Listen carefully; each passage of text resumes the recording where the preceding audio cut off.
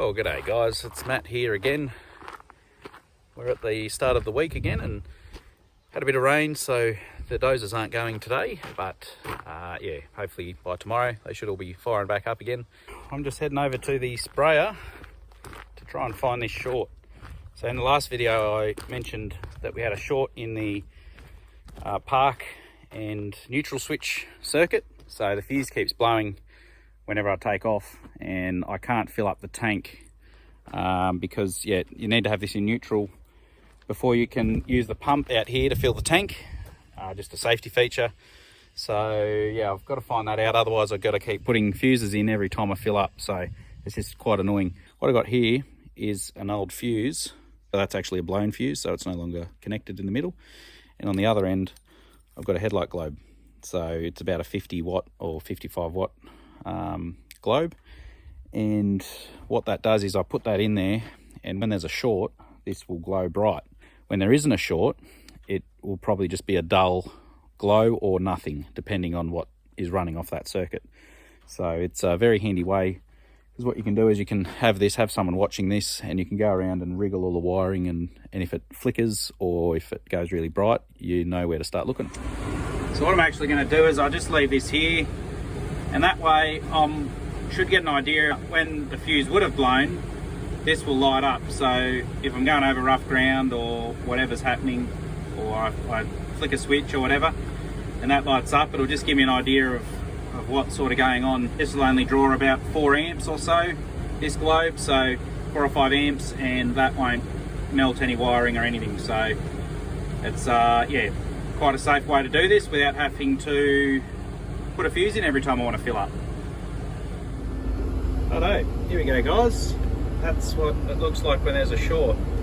So I was just lifting up and down on the right hand boom here, and it was going on and off. So no, that's yeah, that's just an example of how it can really help.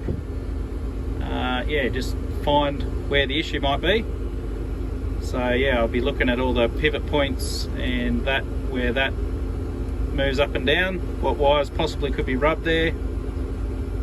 It seems to have more to do with the position of the boom rather than the position of the switch. So I can just flick it up a bit there. The switch is going on and off, but the light's staying on. And it goes off when it's down there. So yeah,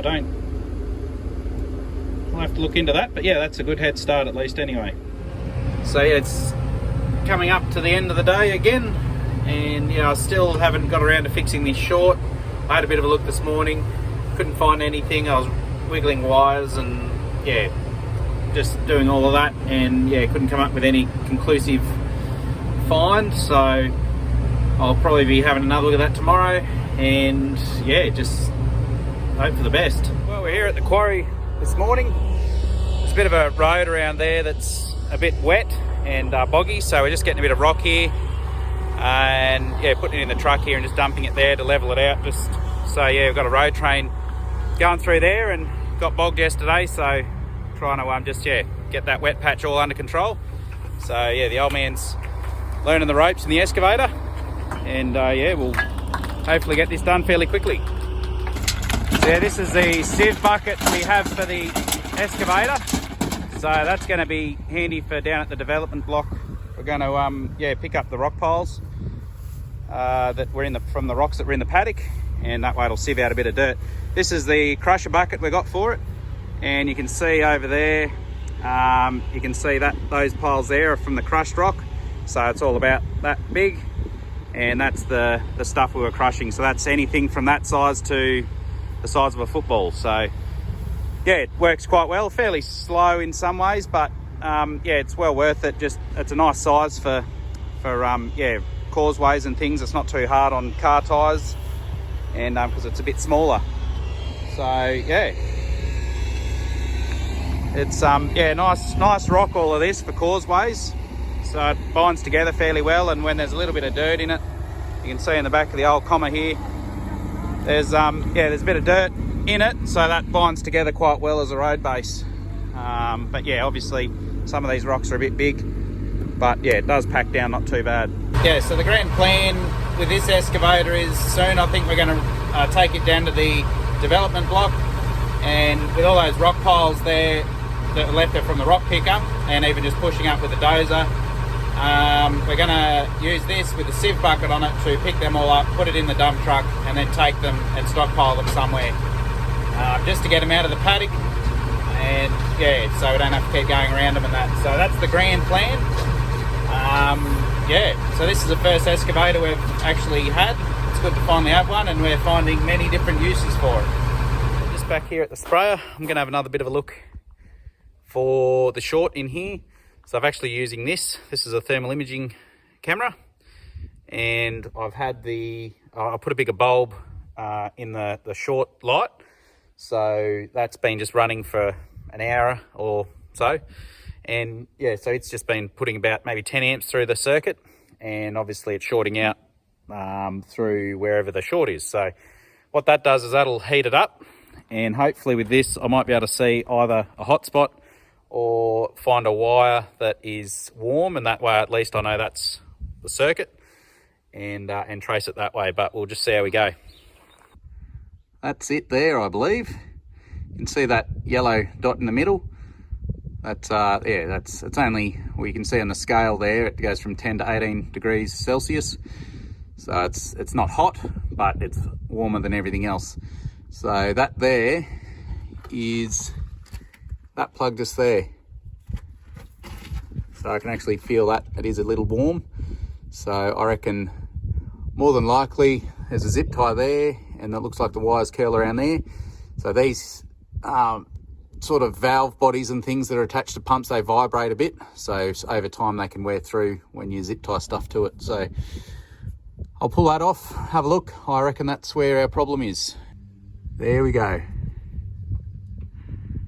So why it was coming on and off when I was lifting the boom up over there is there's a tiny amount of flex. This is a chassis rail, and then this here mounts to the engine, obviously. So there's a bit of flex when you're lifting and the boom up and down, and just that tiny amount just made the difference between connecting and not connecting on that bit of metal there. So yeah, shorts can be one of the hardest things to track down, and there's a few different ways to do it, but yeah, it actually works really well with the thermal imaging camera if you have it at night, because when you're in the daytime, you know, you got the sun shining on things and that's heating them up.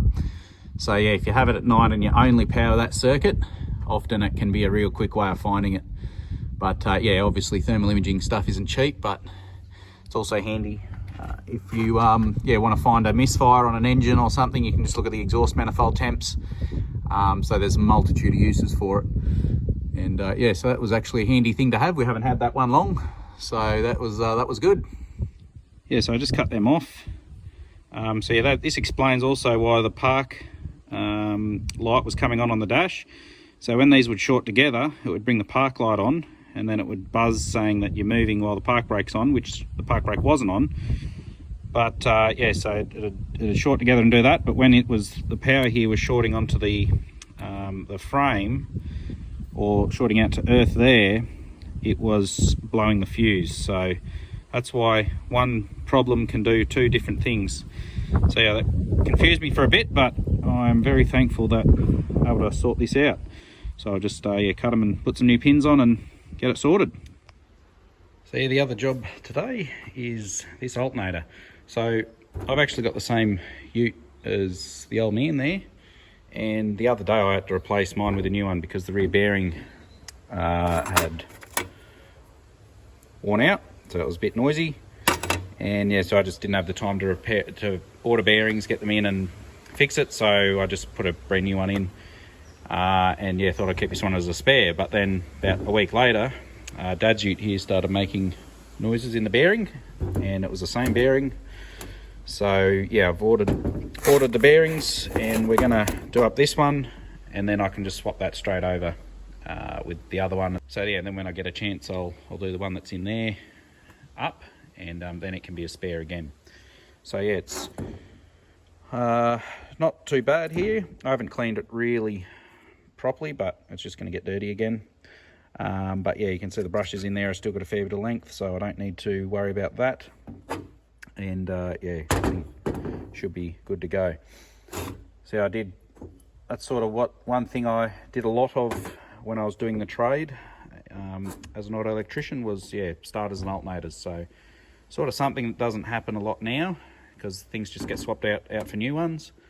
But yeah, back 10 or so years ago, it was it was still fairly well popular to get things rebuilt, but now it's just cheaper to buy new ones. So it's just the way things are going.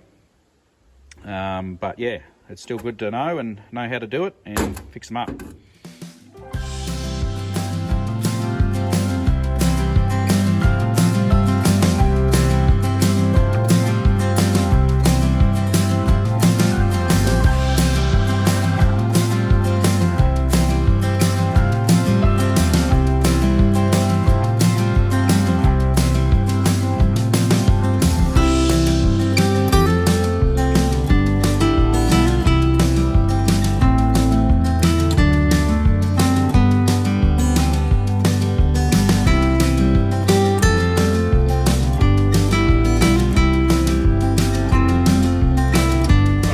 Back together, spins nicely, no parts left over in the parts tray, it's always a bonus. So yeah, now we've got to whack her in the ute.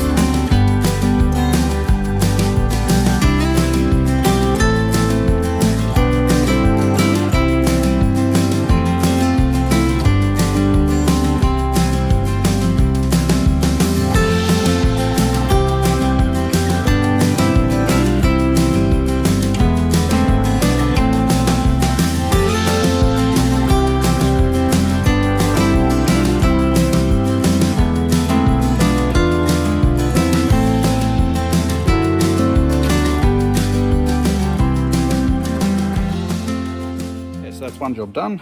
This is the alternator that came out of it, and you can listen to this. You can she's not very smooth, and there's a bit of movement in it, so it's just important to catch them because it's the bearing that's in there. You can catch them before they flog out, otherwise the rotor, which is the bit that spins in here, can hit the stator, which is the outside bit here. Might be able to see there's little copper wires in there, and if they hit each other, it doesn't take much to mean that you've basically got to throw this out. So I don't think it's done that, so we'll just should be able to rebuild this one. And if you guys are interested, I could probably do a video of rebuilding this. Write in the comments if you would be keen to see that. Well, it's good to go now, Dad. You're gonna be roughing it still? Oh well, you know me. Phil says it's all about my driving style. So Dad reckons that it's where we keep sending him that keeps damaging the ute, but we reckon it's something a bit more than that. But time will tell, I guess. Branch doesn't fall far from the tree, does it? That's probably true too. Don't get excited, boys. This isn't a coffee run. Oh, that's rude. Well, guys, we're down here at the dozers. You can see there's water down in this one here, so typically Brad, he pushes the boundaries and likes playing in mud, so we'll just see what happens here. Might be able to predict what's about to happen. Couldn't have timed that better if I tried.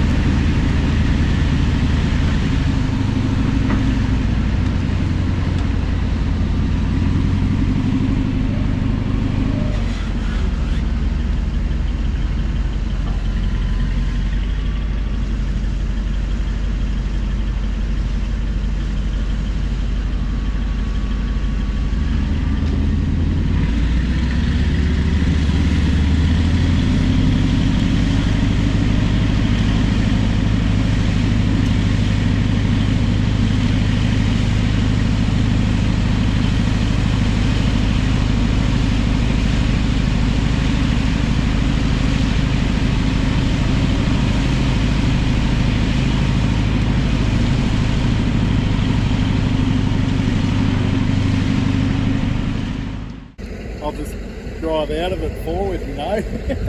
I nearly got there. Happy dozering. What's going on here is there's an old bank that came across here, or where I'm standing on, and yeah, continues all the way around there, and that was carrying water from this hill here, a bit of that one, and a bit of over here. So it was all funneling through down into this gully, and you can see that's why it's quite steep.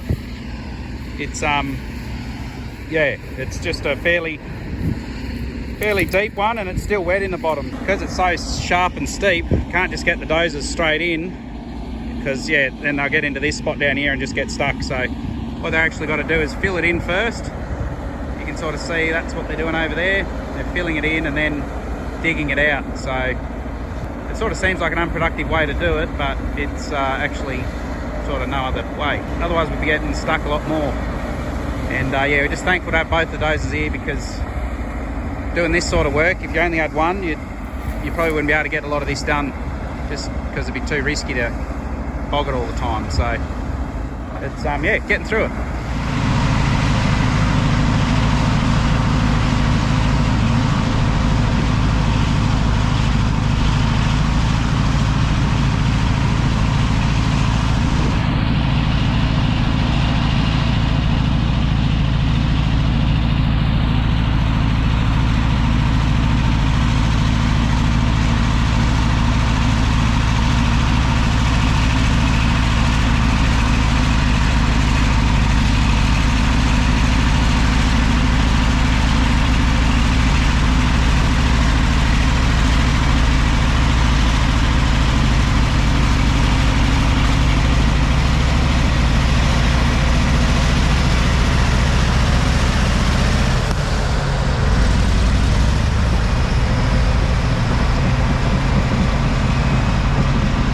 I wish you could feel the ground vibrating. It's yeah, there's some big machines.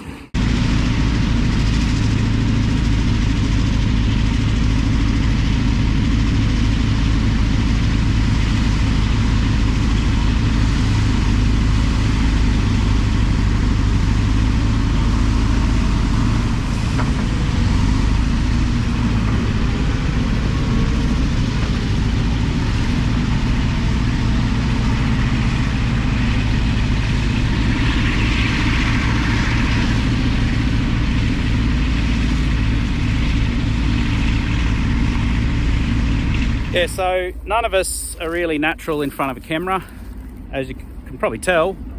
But yeah, we're slowly getting there. Me in particular, it's yeah, never dreamed that I'd be doing this sort of thing, and still can't really get my head around it sometimes. But we're learning, we're having a go, and we're just trying to show those that are interested what we're up to with the dozers mainly, but just in general in the farm life. I think it's very important if people know, you know, where their food's coming from and what's involved. It's not all just fun and games. We try to make it fun and games, but there can be some really hard times, and there's obviously some good times. Anyway, guys, don't want to bore you with all the details.